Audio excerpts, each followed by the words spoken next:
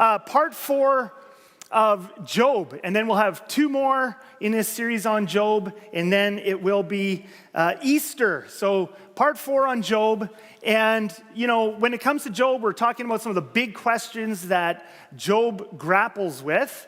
And of course, when we think about Job, one of the big questions that most people think of when they think of Job is they think of the question, why do we suffer?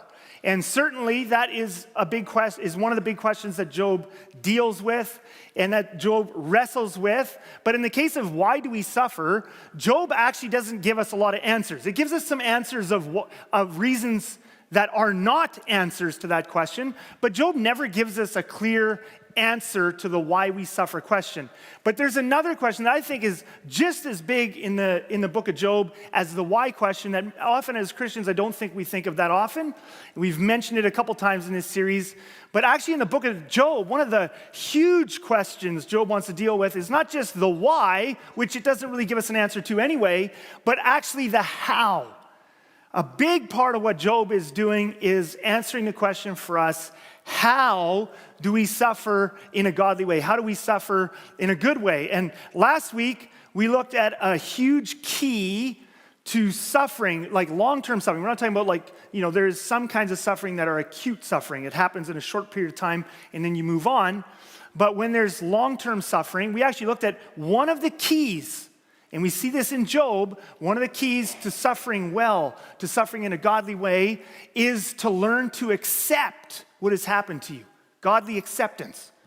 Today, we're going to continue on. So we've been working our way through Job. We haven't gotten very far yet. There's 42 chapters, and we're still stuck in chapter 2. But again, there's lots of repeat in the last 40 chapters, and so we're going to skim that a little quicker over the next couple of weeks after this. But because there's so much stuff that's just going on that gets repeated over and over again. But today, at the end of chapter 2, I want to show you the second one. So acceptance, godly acceptance we talked about last week. Today, I want to show you at the end of chapter 2, a second huge key to suffering well. But let's pick up where we ended last week. Job has lost his possessions and his wealth. He has lost his children. He has lost his health. And so we pick up in verse 11 of chapter 2, when Job's 3 friends, and so we have a new set of characters, famous characters. If you've been a Christian for any amount of time, you have an idea how the story of Job goes. You know about these guys, right? Job's 3 friends. Up to this point, the first chapter and a half, the 3 main characters have been Job, God, and the small s, Shaitan, Satan figure, okay? After this, so now that the 3 friends get introduced into this story, the Satan figure is going to go off the stage. He does not appear again in the rest of the 40 chapters of Job.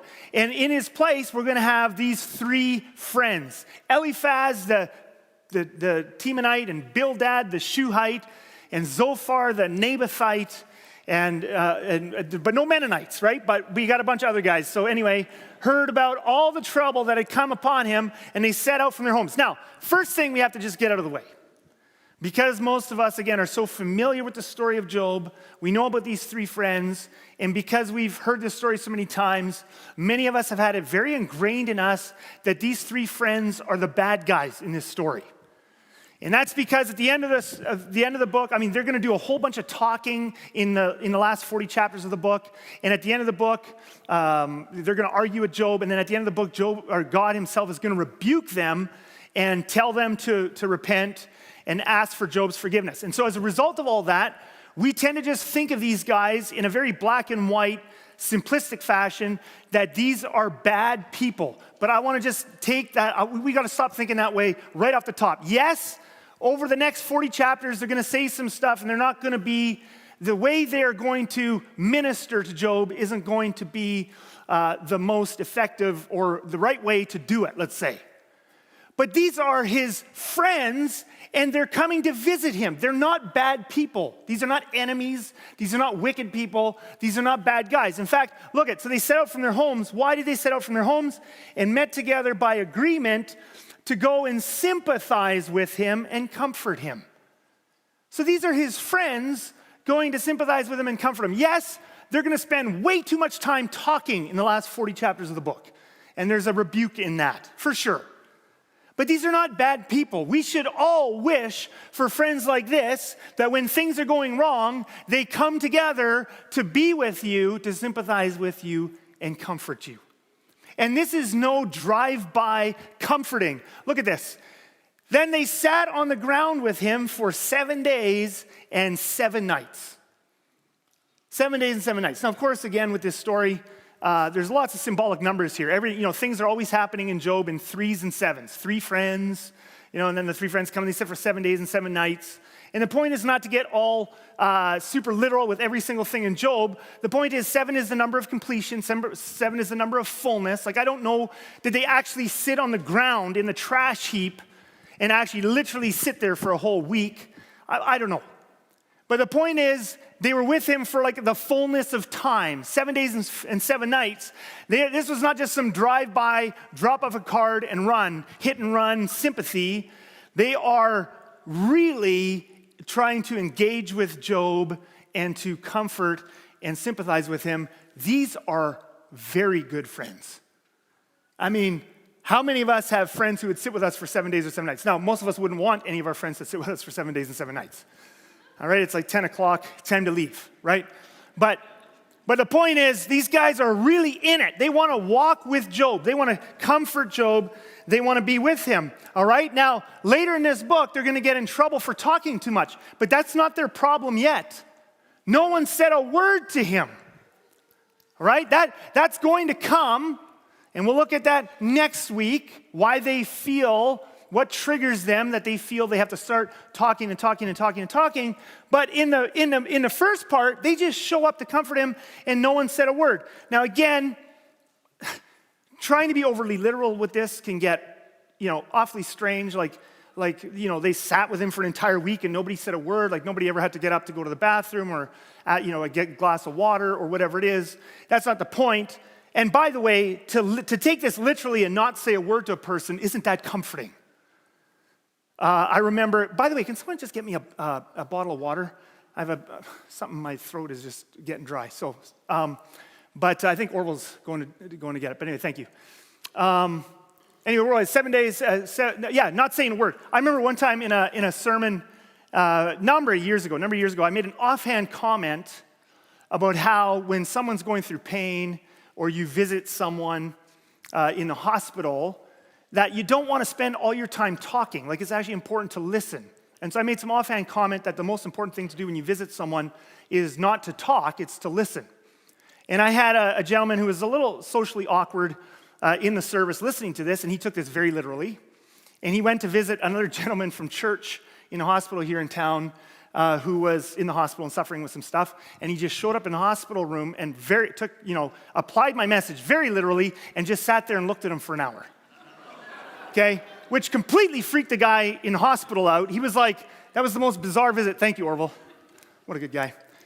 Completely freaked the guy out. Okay, so the point isn't that you can't say a word, but the point is too much talking doesn't help.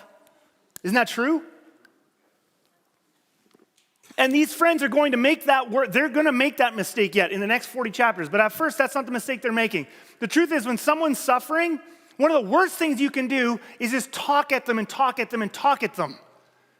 And tell them all the reasons why they're suffering and 3 steps to get out of their suffering. What you did when you were in their shoes. That's one of the worst things you can do. One of the best things you can do when you are with someone who is going through something difficult is just listen. So these are good friends. They're off to a good start. No one said a word to him.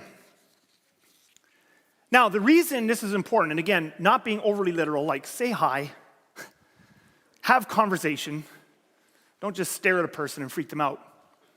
The reason, though, that listening is so important when someone's going through pain and when you're with someone who's going through something difficult is because of what I'm going to say next, and that is what people need when they're in pain is not information, it's presence. Now, I should just be careful here.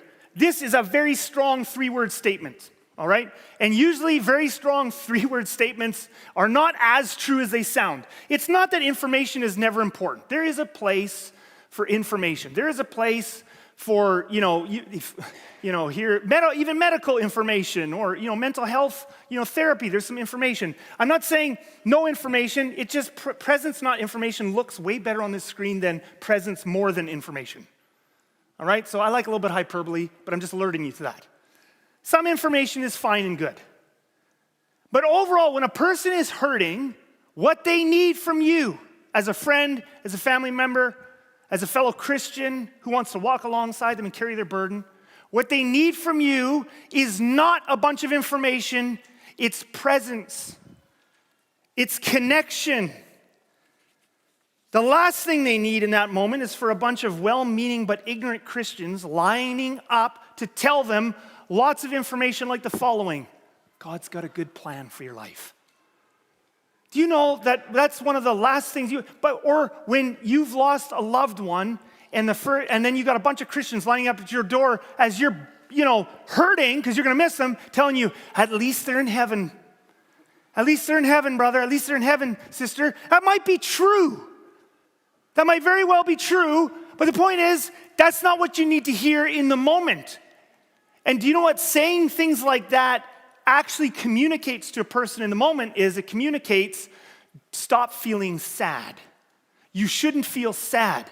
Truth of the matter is, you should feel sad.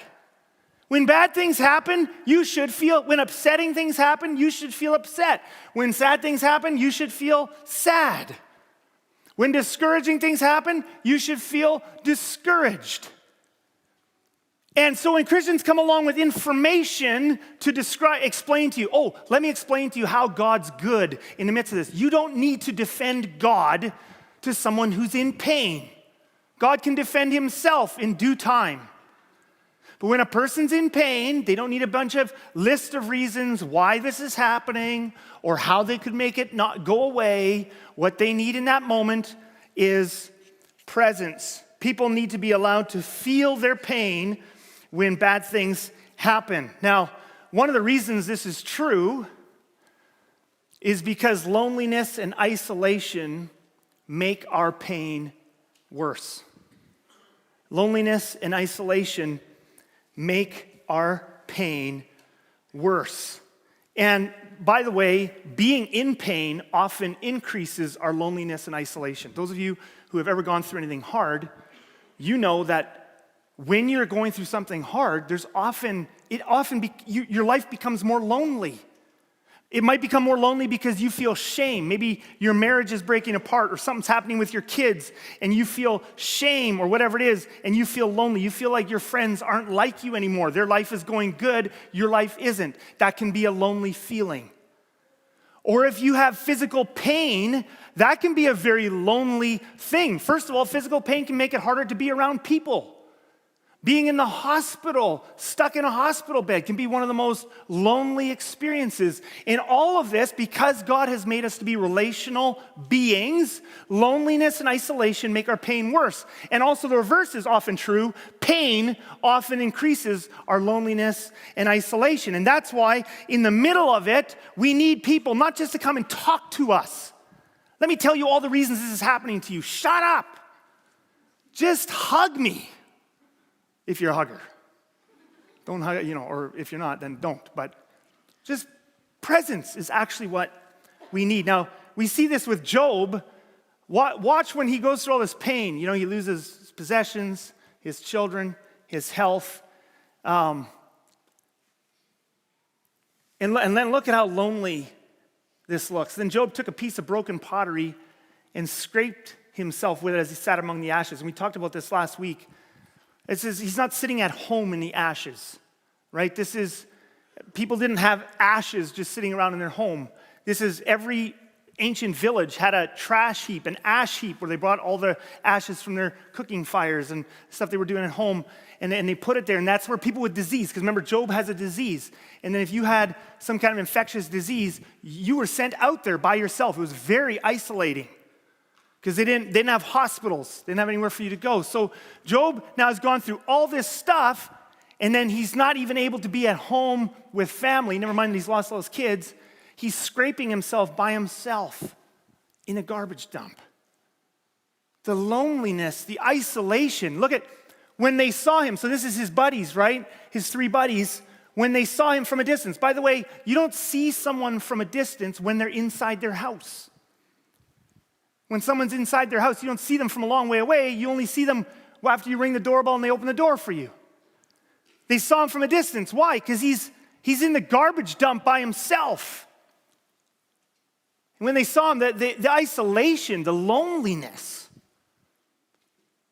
And some of you have experienced that. All of us, maybe to some extent, have experienced that. When you go through hard things in life sometimes, that can be one of the most lonely things, particularly people with physical issues where they've had to lie in a hospital bed for any amount of time. That can be a very lonely experience, and it changes you. Pain and suffering and isolation changes you physically, changes you emotionally. They could hardly recognize him. This is the richest man we saw, the greatest man, the most famous, wealthy man in all the East. We read that in chapter 1. When they see him now in the garbage dump by himself, scraping himself, a hollowed shell of the man they had known, they could hardly recognize him. They began to weep aloud. Again, these are good friends. These are better friends than most of us have ever been. They began to weep aloud, and they tore their robes and sprinkled dust on their heads. Pain is isolating, and isolation increases our pain. So what does a person like Job need in a moment like this? And this is part of the whole big question that Job is answering. How to suffer well, and how to come alongside someone who is suffering and do that well. What Job needs here is not a bunch of reasons. Here's why God's good. Here's what you can do. You should repent and look for some strongholds in your life and deal with that, and then you'll feel all better. That's the stuff they're going to do for the next 40 chapters and get rebuked for. In the first part, they actually do the right thing, because a person in a garbage dump, all by themselves and full of pain, doesn't need information. They need connection. They need to know that they are not alone in their pain.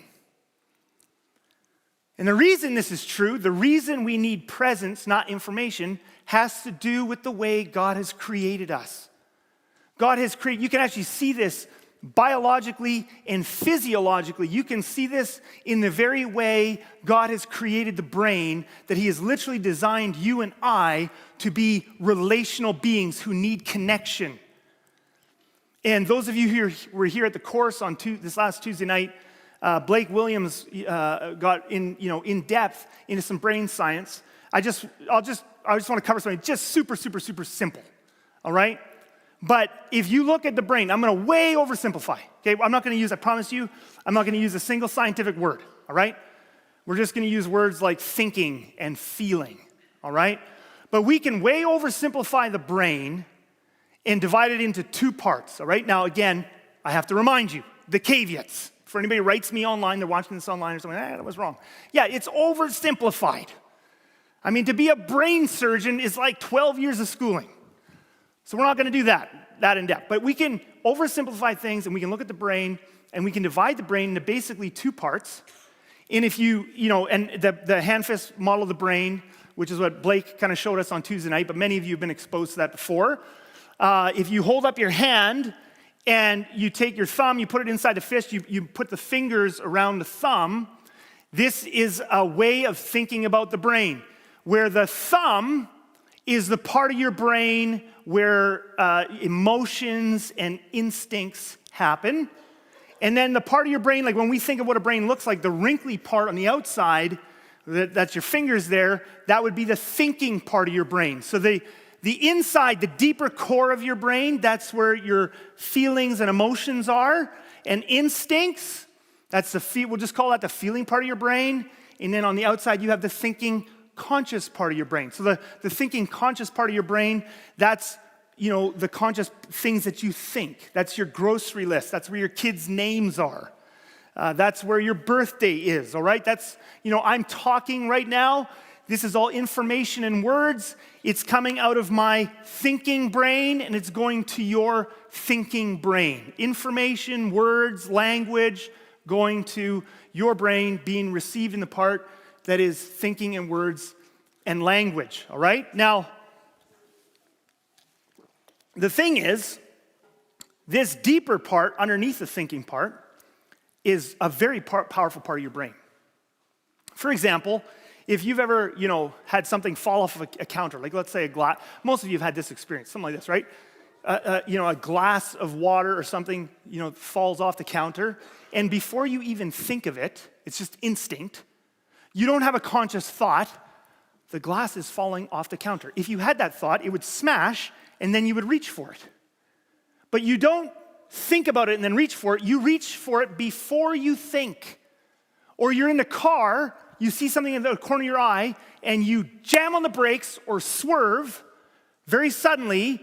You didn't think of it. You didn't think, there's a car cut that's going to hit me from the right, and then, poof, before you think, your thinking brain hasn't even given you permission to act, and you already acted, and then afterwards, when you remember it, you think of yourself as thinking about and doing it, but you just did it.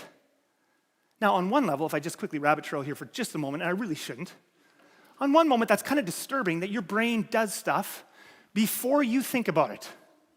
That's kind of just an odd thing. So where's that coming from? But anyway, this inside part of your brain is very powerful, and it can overrule the thinking part of your brain and make you do all kinds of stuff.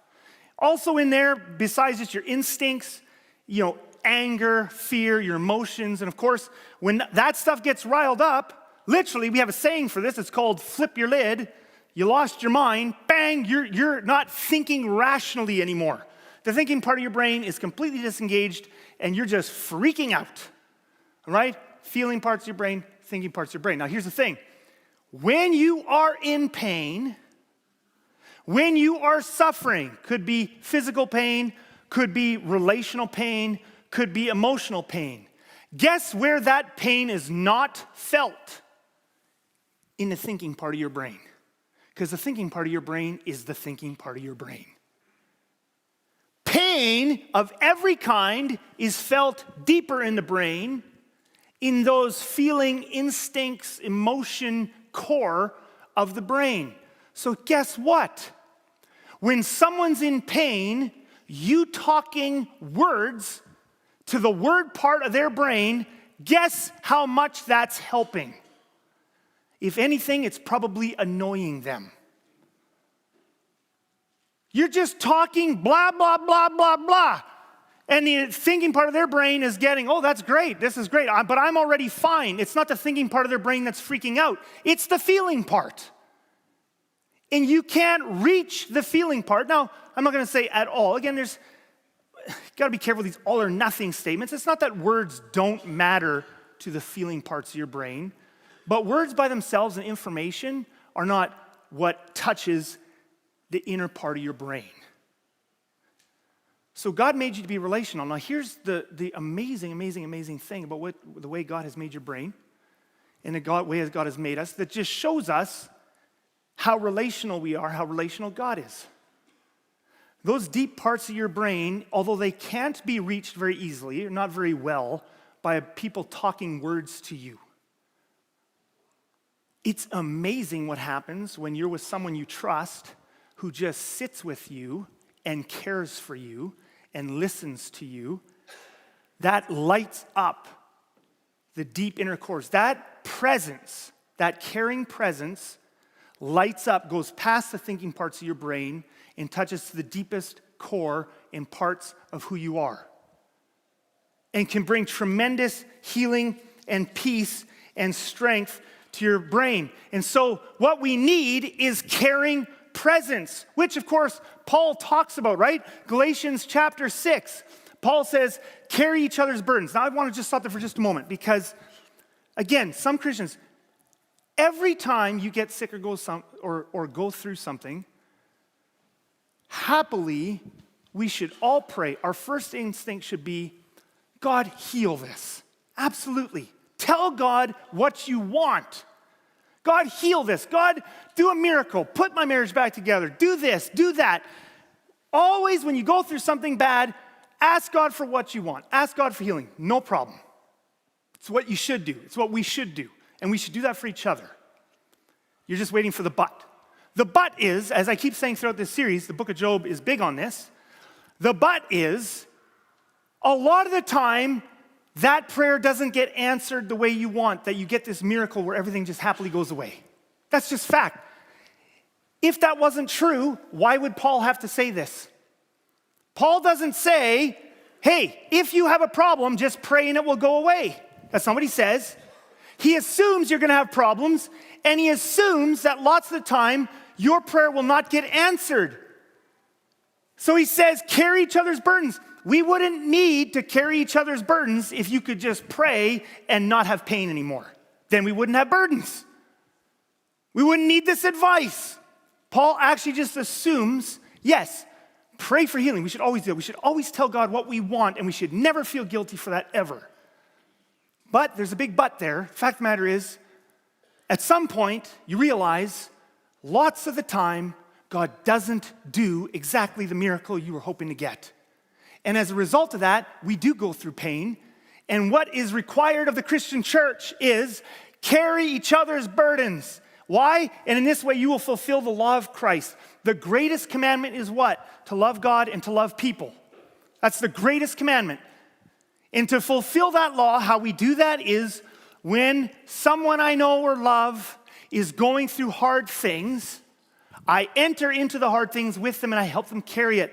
This does not happen by talking information at people. This does not happen by three-step solutions.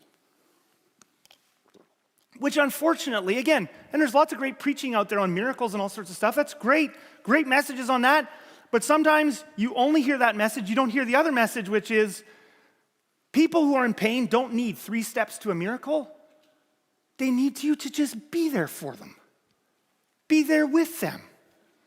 Caring presence. So, last week we said, key number 1 in suffering well long term, acceptance. At a certain point, you have to accept the suffering in your life and ask God, now how do I make the best of this? Here's the second key, huge key, just as important as acceptance, is for doing this and doing what Job's friends did at the start.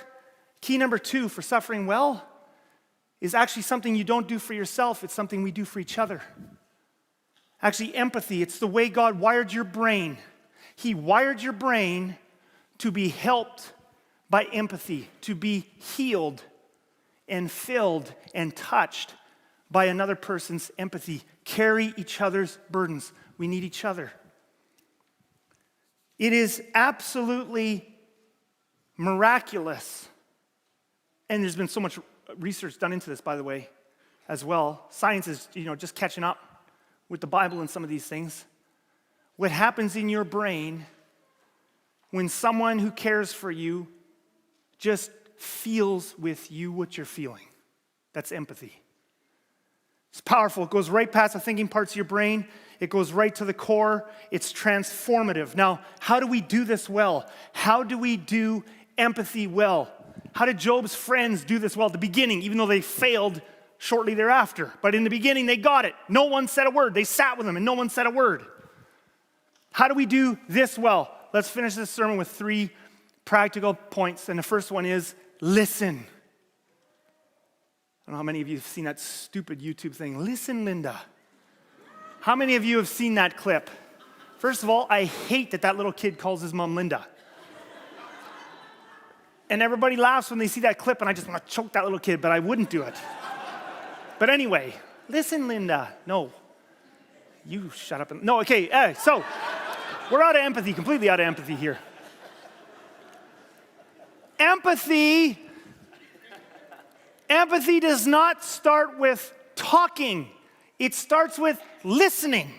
You cannot enter into somebody's pain when you're blabbing your mouth.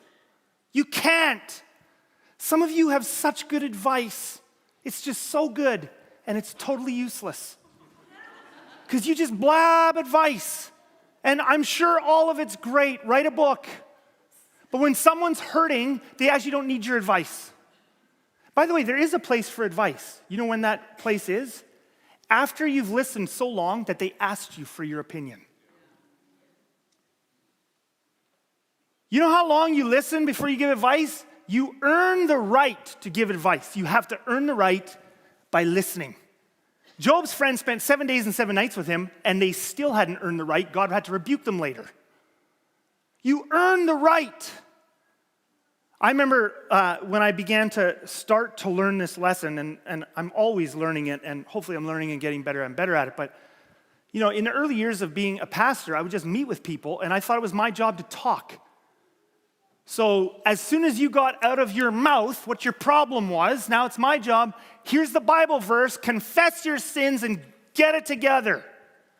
Very helpful. Many people radically changed by this method. But I'll never forget one of my, a young man I knew, a friend of mine actually, he got a diagnosis in his 30s of a terrible neurological disease that will be with him for his life. Horrible. And I remember him coming in, and then the first thing you want to say when they tell you this is, okay, I got to go straight to encouraging verses, right? Like, quickly Google 10 verses to tell someone who just got bad news that they have X disease or whatever it is. And that's how I lived at the beginning, because I'm a pastor, so my job is to encourage you.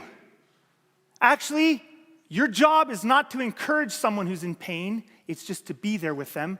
By the way, the encouragement will eventually happen. Just be with them. And the reason I remember this event, because it was one of the first times I felt like I ever really got it right. So I just shut up. I said no verses. And for 45 or 50 minutes at least, I just listened to him tell me how horrible this was. And then when I thought he was done, before I would talk, I would ask him another question, and he would just tell me over again how horrible it is. By the way, have you ever noticed that when you're in serious pain, just saying it once isn't enough, by the way? You often have to say it, depending on how bad it is, you might have to say what you're feeling and how bad it is over and over and over and over again for weeks or months or years. Because that's part of, it's not the information part of your brain that's hurting, it's the feeling part. And sometimes in order to get down there into that thing, you have to repeat yourself. And this is just, a small microcosm of that. You don't help someone through something like this in just one meeting, but I remember sitting there, and it was like 45 or 50 minutes, and he basically just said the same thing over and over and over again and told me how. And I would ask him questions like, his dreams for his future are shattered. Different plans he has for his life, all kinds of stuff is just a wreck. And there's nothing, and you also just want to go, let's just pray for a quick healing. And yes, did I pray for him to be healed? Yes, many times. Has he been healed? No. Miracles are miracles because they're rare. So we don't feel bad about praying for them. We pray for them. But then we also pay attention to Job and Galatians and most of the Bible, which tells us we're going to suffer with stuff. And I just remember there being a shift. I just remember this because it was like, just kind of for me, it was that one of those moments where it's like, okay, I think I'm starting to maybe learn how to do this a little bit. And we were about 45 or 50 minutes in, and he's just repeated himself over and over again. There's been no hope in the conversation, and I haven't said one encouraging word. And then there's just a moment, and by the way, some of you are like this kind of personality where you're writing it down. Okay, 45 or 50 minutes. There's no rules for this. See, that's the thinking part of your brain. You still want to solve feeling problems with thinking rules. The point isn't that 45 or 50 minutes does it every time. Absolutely not. Nor did it change this person's life forever. But in that one meeting, there was a moment of connection. 45 or 50 minutes in, how can I describe it? I don't know, but it's hard to put into words because the thinking brain isn't what's at work in that moment. But somewhere in there was a connection, and I could feel it shift. And then he was quiet, and he gave me permission to say something. And then at that moment, I was allowed to just say a little, first I just started by saying, basically just mirroring back his feelings to him. I feel like crap, I don't know what to say. This is so horrible. I don't know why God would allow something like this. I don't need to defend God in that moment. He's the one in charge, defend himself. By the way, we see that in Job. You never need to feel pressure to defend God. You're a puny little human being. He doesn't need you to stick up for him. So I didn't stick up for him. I don't get it. Why? do 30 and 20-year-olds have to get life-destroying neurological disorders? I don't know, still don't know. Job doesn't tell us either the why. But it's not my job to know, it's my job to be with. And there was a shift, and I knew in that moment I had earned the right to maybe say a little something. And out of my feelings, I was able to say, my biggest encouragement was just, I'm going to be here for you. And then there were tears, and then there were hugs. He wasn't healed physically. That wasn't the last time he's ever cried about his condition, absolutely not. But in that moment, deep inner part of the brain of mine with deep inner part of the brain of his connects together, and that's what carrying someone's burden is, and it's way better than giving answers. And that's what gives people strength in the moment to continue on without absolutely losing their marbles and their faith. Carry each other's burdens.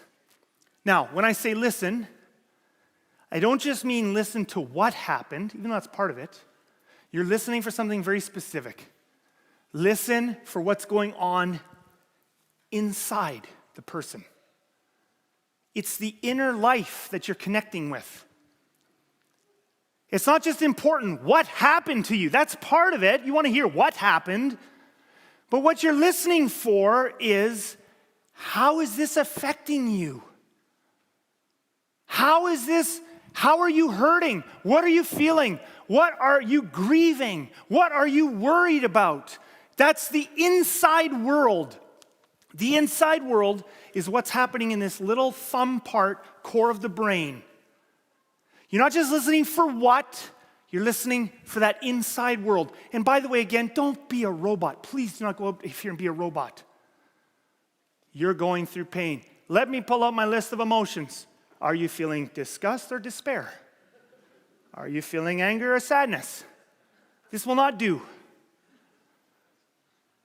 Listen to them. Listen to the body language. Listen to the tone. And then don't impose, okay? Don't impose. By the way, you want to know what loneliness is? Loneliness is not, it obviously includes this. Loneliness is not you being by yourself in a basement somewhere and no physical bodies around you. Yes, that is loneliness, but that's not what, that loneliness is much bigger than you not having people around you physically. You can be lonely if you've ever been in a big city by yourself. Even the fact that we can say by yourself and you're in a big city. You're never by yourself in a big city. But we say you're by yourself, you're not with someone you know or love or whatever, with a friend. Go out on a busy street, everybody's walking around like, especially nowadays with the social media or whatever, the phones, and they're all on their phones. You can have 1 million people around you and feel absolutely alone. You ever had that feeling? There are married people here today. There's married people all over the place. You physically have someone with you all the time, in your house, in your bed, when you sleep. And how many marriages do I know where each married couple, they have people physically in the house, but they are alone and lonely. Why? Because loneliness is a lot more than just not having a physical body around me. Loneliness is what I feel when nobody around me cares about what's going on inside of me.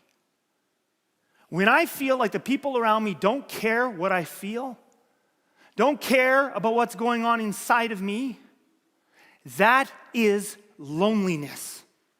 And you can be married and lonely, many people are.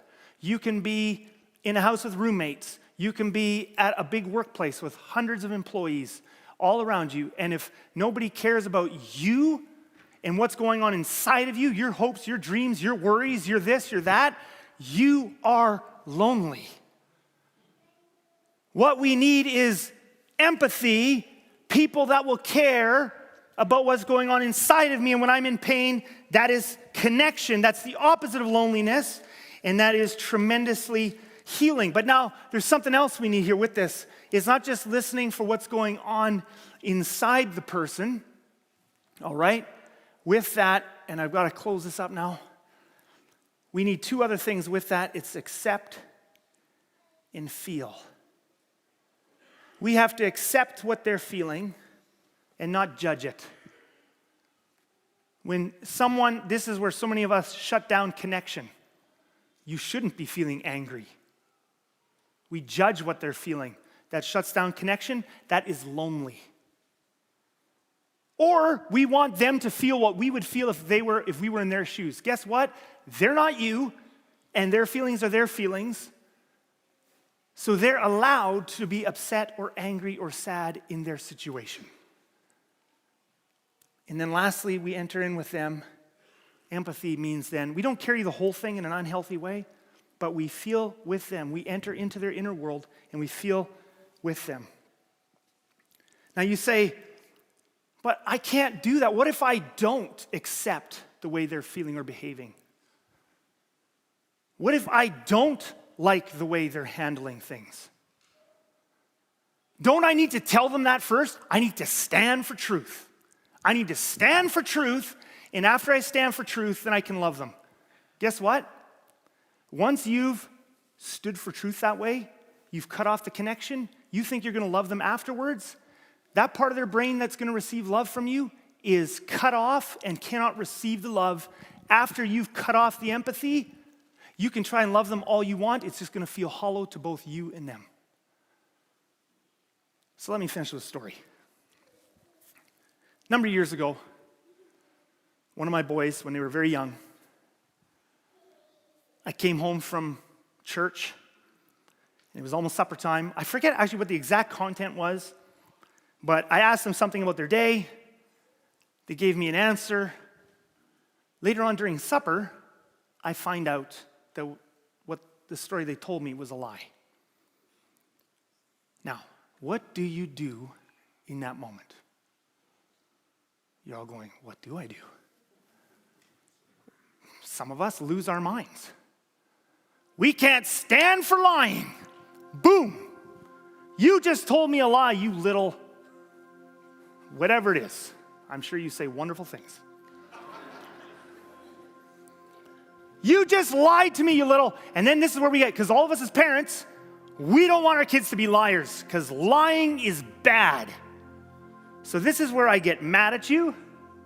This is where I punish you, because by punishing you and being mad at you, I'm going to keep you from lying ever again. You know, I've observed, usually when you punish and scare the dickens out of kids for lying, you don't stop them from lying in the future, you make them better liars.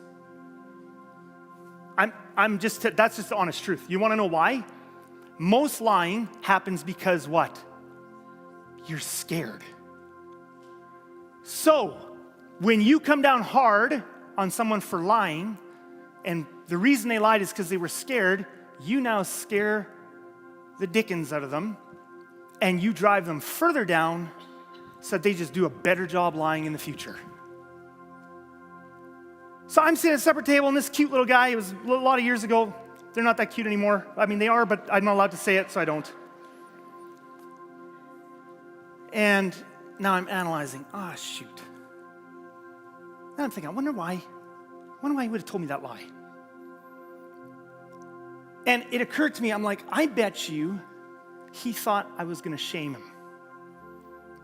Now, have you ever been shamed by an authority figure in your life? Have you ever been shamed by a teacher or a parent? That's one of the scariest things that can happen to a human being. And I'm thinking this at supper. I'm looking at him, and I'm going, I bet the reason he told me that lie is because he thought I was going to shame him. So he just self-protected. He just told a lie. Now you're saying, well, aren't you empathetic? I guess you just don't care if your kids lie. That's not what I said. I waited till after supper. He's a cute little guy. His head was too big for his body, as they always are when they're little. So it's part of what's so cute. He's sitting there reading one of these little kids' books with cute pictures. And I went up to him, and this is what we usually do. When someone's lying or doing something we don't approve of, we stand over them and wag. This is kind of the attitude. Why did you do that? It's very, very effective in all human relationships. So he's sitting there with his big head, reading his cute little book. And I just sat down beside him. Oh. Buddy, what you told me before, I don't think that was true, was it? But before he had a chance to answer, because I knew he was going to be scared, I said, would you let me guess why you told this lie? He didn't even nod, nothing. He just kind of looking like this, guilty of sin. And I told him a story about when I was a kid, being really afraid of getting shamed, getting exposed. And I told him that story, and I said, and then I told a lie because I was scared to death of getting embarrassed. And I said, I don't know if I'm right, but I think that's what happened to you before supper. And he broke down in tears. He looked me in the eye. He said, I'm so sorry I lied, Dad. Well, now we can discipline him, right?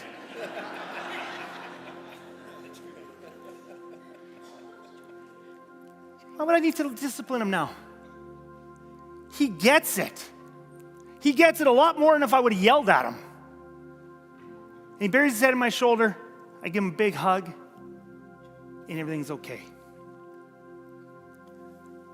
I think we as human beings are all a bunch of little kids with two big heads.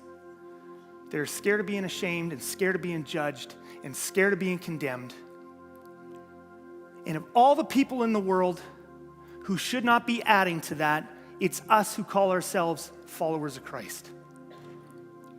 When the greatest command in Scripture is love God and love people, why, as modern evangelicals, are we not known for being loving? But we got to stand for truth. I'm going to tell you what we need to do before we stand for truth. We need to get down on the floor with people and show them we love them and earn the right to have an opinion about how they're behaving. And when people are in pain, we need to get down on the floor beside them and love them and enter into their world and earn the right to have them ask us a question of what we think they should do. I want you to bow your heads and close your eyes. I've gone way over time. I apologize to you parents for what you're going to go through on the way home now. Father in heaven, you told us not to judge. You told us the number one commandment is to love people and love you. And we'll have way more effectiveness in changing people's behavior if we get known for how much we love them first. So that's what we want to become. In Jesus' name we pray. And all God's people said, amen.